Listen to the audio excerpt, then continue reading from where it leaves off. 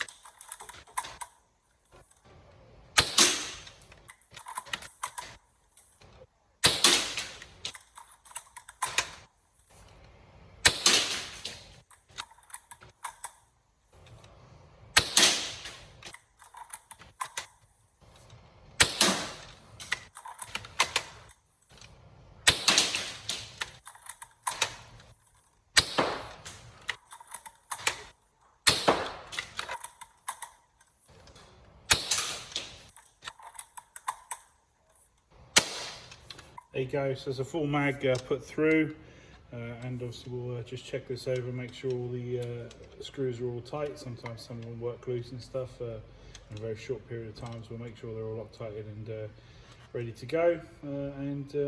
Yeah, so it's all ready for collection. Thank you.